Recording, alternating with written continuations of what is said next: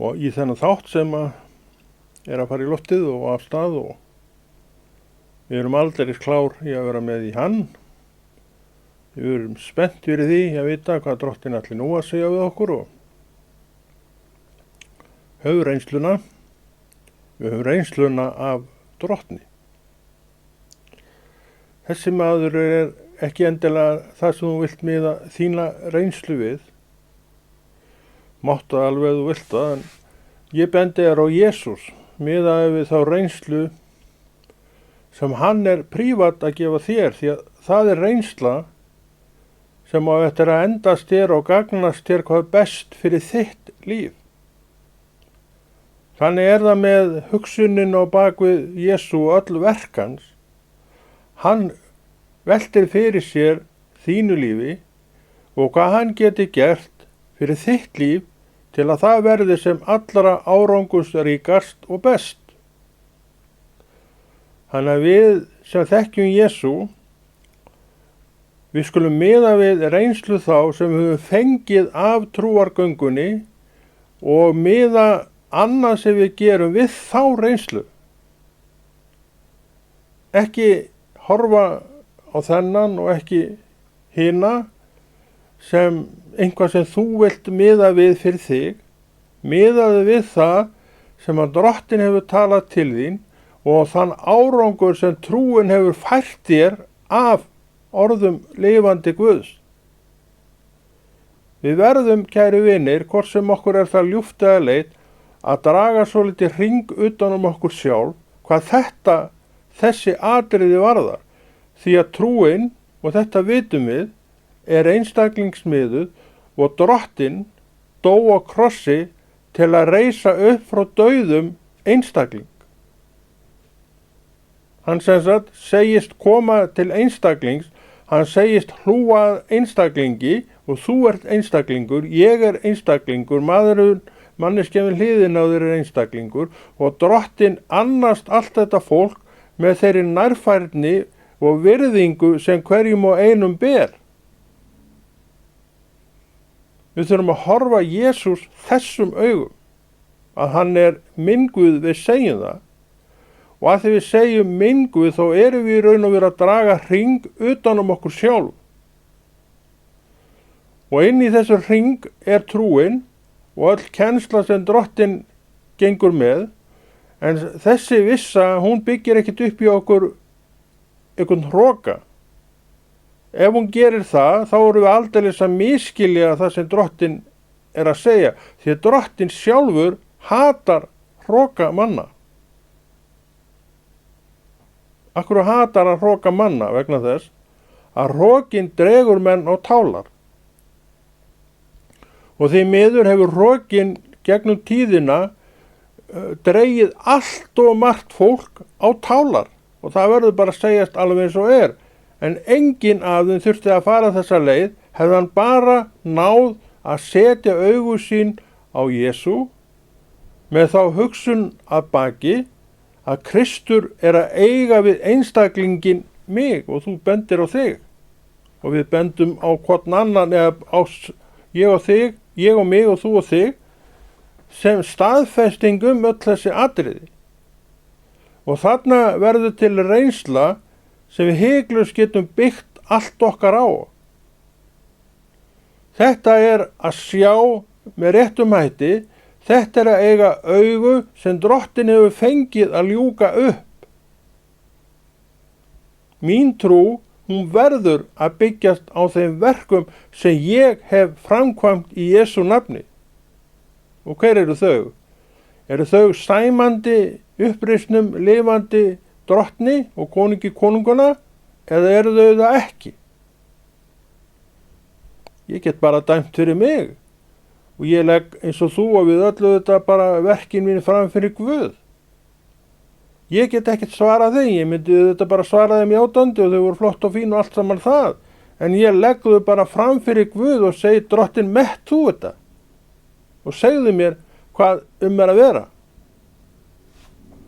Það er besta ráðið, þá erum við að miða trúna okkar eins og á að miða hana, við miðum hana við sjálfið, við miðum hana við verkin sem við höfum verið að vinna í trúnni og séu þau góð, þá megum við líka alveg vera harla glöð.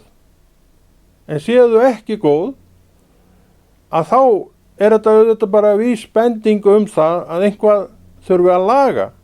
En ætlum við þá að laga það?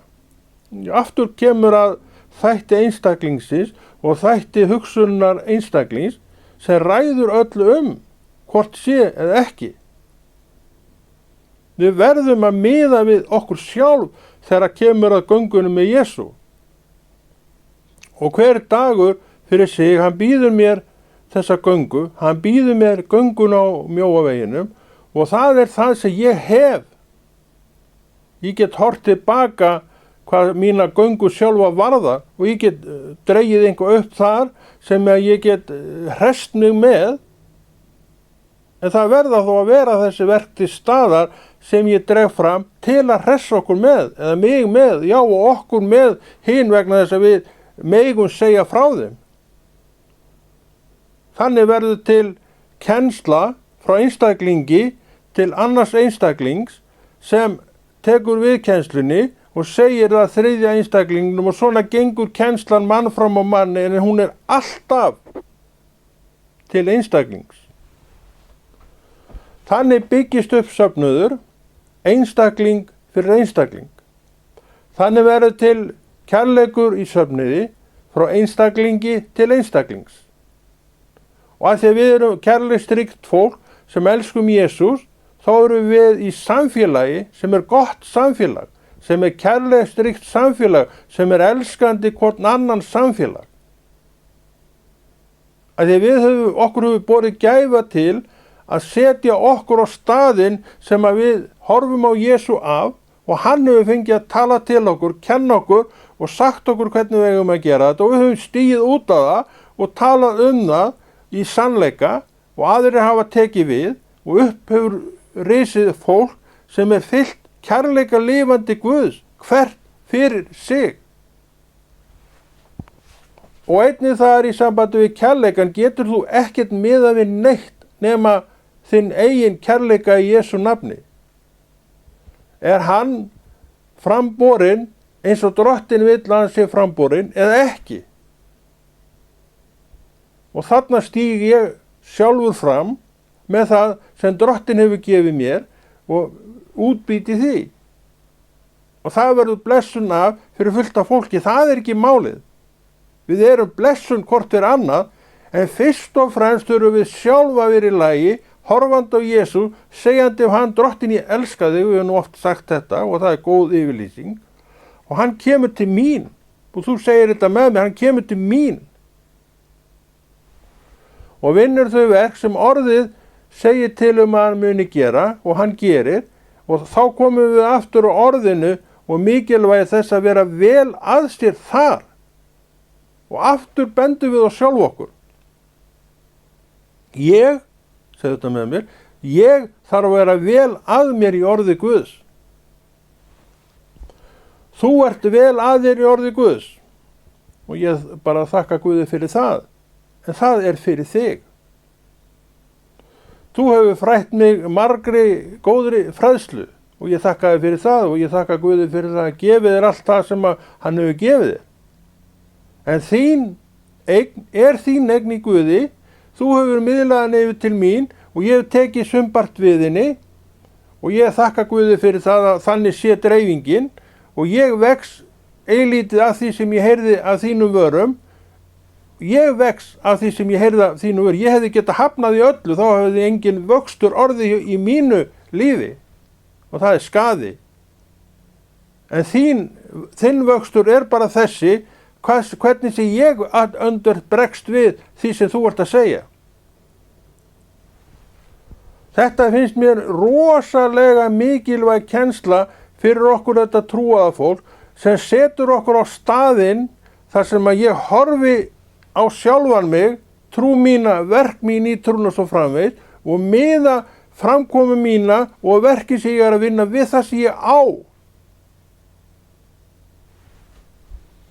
Við getum og gleðjumstum við auðvitað gleðjumstum yfir því sem aðrir eru að gera í Jesú nafni. Það er ekkert verið að tala neitt um það.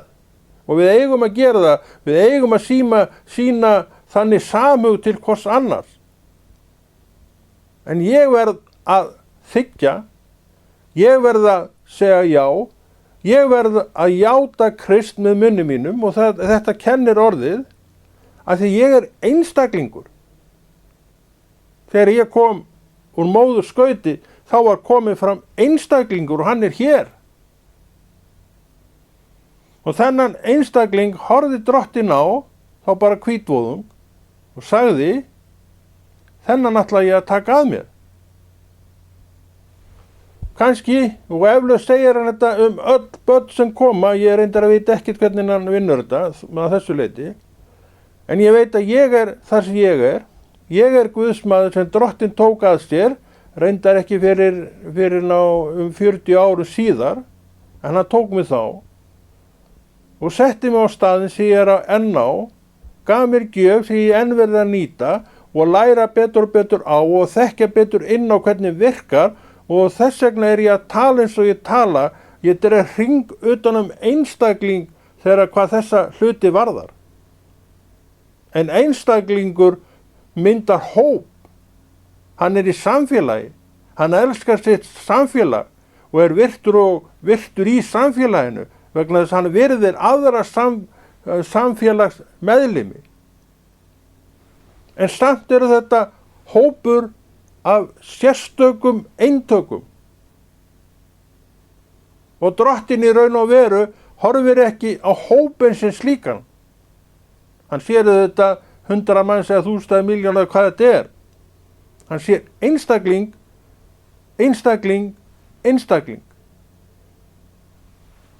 Og hver af þessum einstaklingum hefur í raun og veru sína eigin þörf og gjör ólíka þörf næsta manns eða næstu konu og svo koll að kolli. Hann sinnir þessu öllu. Hann veit þetta allt. En hvað veit ég næstu mannesku við hliðina á mér?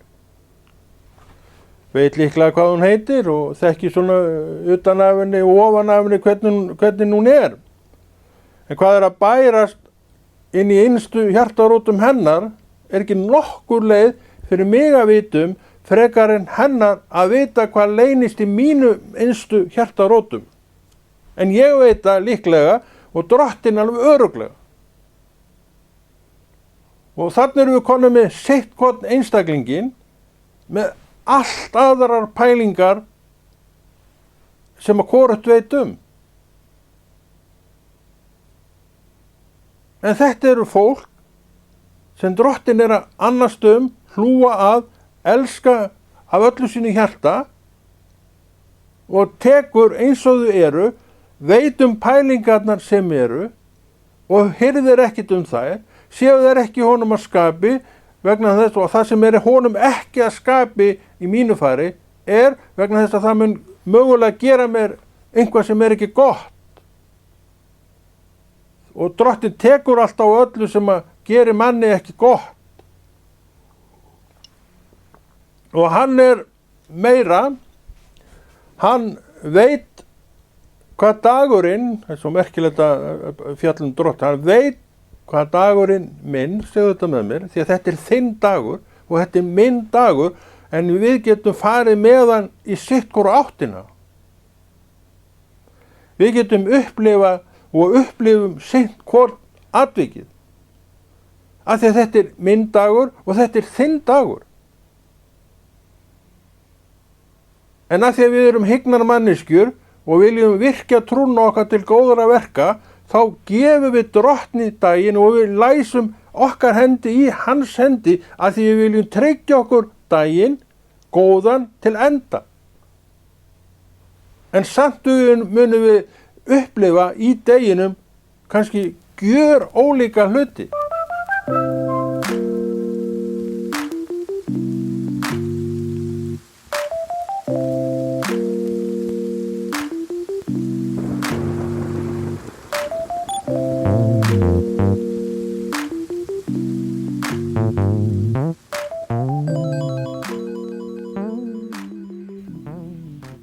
En samt enda þetta allt vel.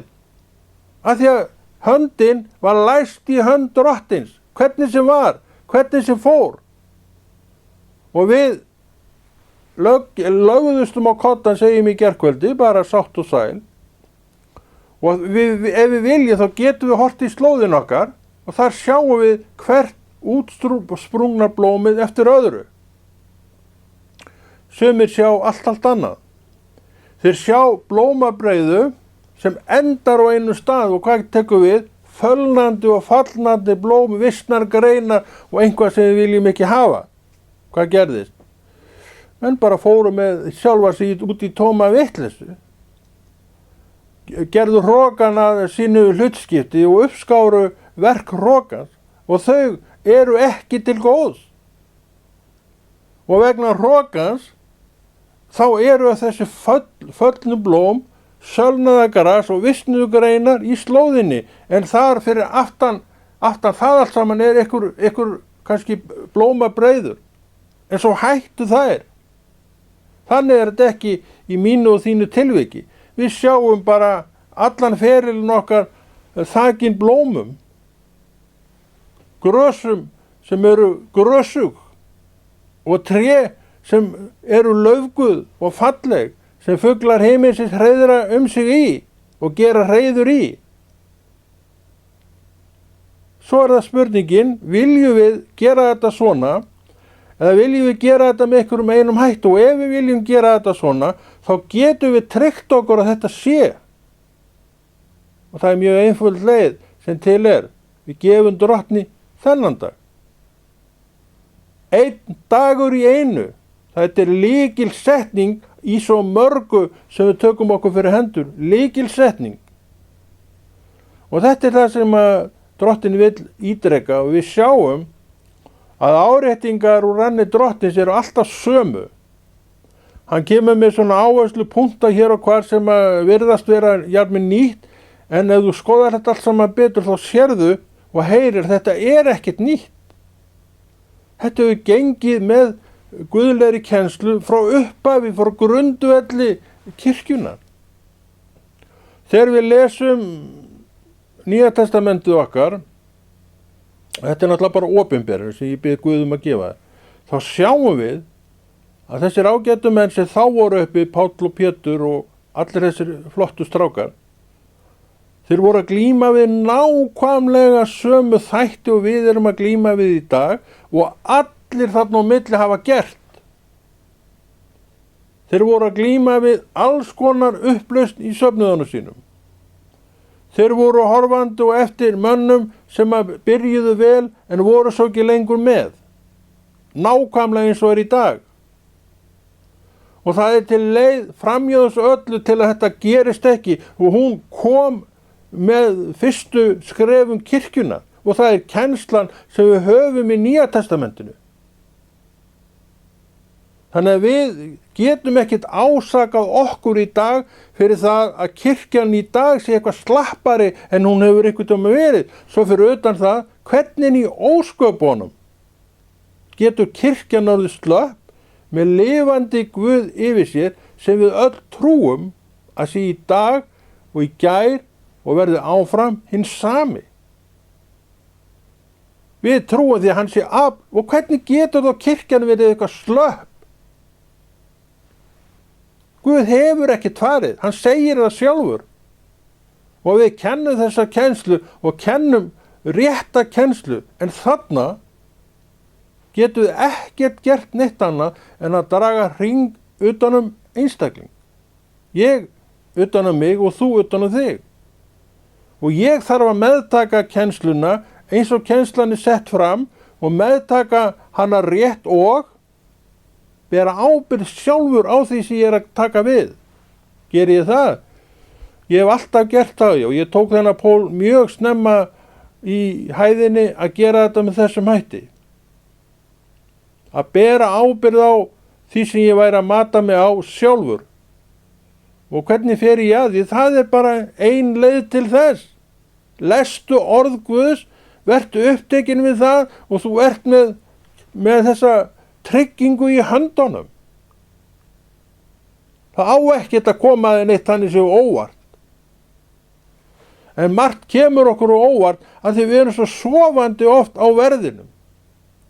Við erum dottandi og við erum kærlaus og við erum alls konar. Svo kolvist eitthvað yfir okkur og bara við rekum upp stóru augu. Hvað gerðist? Það er svo margt sem við þurfum að muna eftir. Það er svo margt sem við þurfum að ígrunda og vita af og gefa gaum. Orð Guðs er það sem við þurfum að gefa einna helst gaum. Og við getum miðað við það sem við vitum af okkar reynslu, af þessum trúarverkum sem við þó eigum, fyrir okkur sjálf. Og við erum ekkert að meta þetta hjá öðrum. Menn geta sagt svo margt og sumir menn bara ljúga upp í opið geðið okkur á þess að blikka auga. Og við vitum þetta. Þannig að það er ekki mæli stika. Hver og einn verður bara að horfa á sín eigin verk og miða við þau og sé hann ekki gladur með það sem hann hefur gert, sem er nú örugglega einhver staðarna, þá hefur hann alla burði til þess að bara segja skilið við það og taka upp betri siði. En þetta er einn og sami maðurinn sem þarf að gera þetta. Af því að Drottinn er einstaklingsguð. Þetta er merkilegt að segja þetta og þetta er auðvitað alveg stór merkileg hugsun, en þannig er þetta. Hann dó fyrir einstakling. Hann tekur einstakling að sér. Hann hlúir að einstaklingi, sér svo að líf hans sé gott. En hann setur fram þessi skilyrði, vertu í mér, þá verð ég í yður. Ég get ekki gefið þér þennan rétt til þig að þú fyrir mitt nafn sért í Kristi. Mitt nafn gildir í hans hjarta og þú segir þitt nafn og þú segir það gildir í hans hjarta. Og þá ert þú orðin eins og ég, með hann í þér að því þú ert í honum. Og það er rúm fyrir alla, allan heiminn út í það færi í þessu hjarta Drottins. Og það fengju allir sama, hver til sín, það sem að þarf, þá og þá. Þannig er Guð. Þetta er það sem hann er að boða og bjóða. Þetta er það sem hann vil að þú heyrir og veitir af og gefur gaum og vaxir í. Því að þetta er þér ætlað, þetta er fyrir þig. En viltu þetta? Ef þú trúir manneskja þá held ég viti nú alveg nokkurn veginn hvað þú vilt, en ég veit ekkert hvað þú gerir. Ég bara get því miður ekkert átt neitt við það. Eina sem ég get gert fyrir þig og þú getur gert fyrir mig er að hvetja. Segja sannleikan út frá orði Guðs, eins og andinn gefur þér að mæla. Og svo máttu trúa því, eins og Drottinn hefur gefið mér trú fyrir, að það sem hann segir gegnum mig, það virki, það sé árangur að því. Og að því að Drottinn er einstaklingsmiðaður Guð, þá segir hann þó ekki væri nema einn. Því hann dó fyrir einn. En þarna kemur hégóminn upp í okkur svo mörgum, þegar við erum svo hégómagjörn, það er svo margt sem við þurfum að deyja, að okkur líst nú ekkert á þetta, maður bara einn. Við sjáum ekki Drottinn, hann dó fyrir þennan eina. Og ef einhver einn segir það kemur, þá kemur hann til þess að hlusta á orð Guðs, halló. Auðvitað verður við bara glöð yfir því að þó ekki sé nema einn sem komi. Því þetta er sál, þetta er manneskja með þörf til að heyra orð Guðs. Hver er ég að vera eitthvað fúll í framan yfir þessu? Ég bara geri mína skyldu, ég bara tala mitt Guðs orð, af því að Drottinn býður mér að tala Guðs orð. Það er eina hlutverki sem ég hef. Og þetta veit ég og þetta veist þú. Og þetta líka setur mann á þann stað að maður horfir allt öðru sig á þessi mál. Ok, ég veit hvað ég á að gera, Drottinn hefur farið fram á ég gera þetta og ég ætla að gera þetta. Það er hans mál að draga fólkið að, ekki mitt. Svo fyrir utan það, eins og ég nú oft talaði að þá var þetta aldrei eina sekúndu inn í mínu hjarta að ég ætti eftir að tala ræðu eftir ræðu eftir ræðu eins og ég hef verið að gera síðustu ár og áratugi í raun og veru. Aldrei fyrir þann tíma kom þessi hugsun upp í eitt einasta skipti. Og þetta sem ég að gera hér og hefur verið að gera undanfarin ár var það síðasta sem hefði komið upp í mínum huga varðandi verkefnið framundan.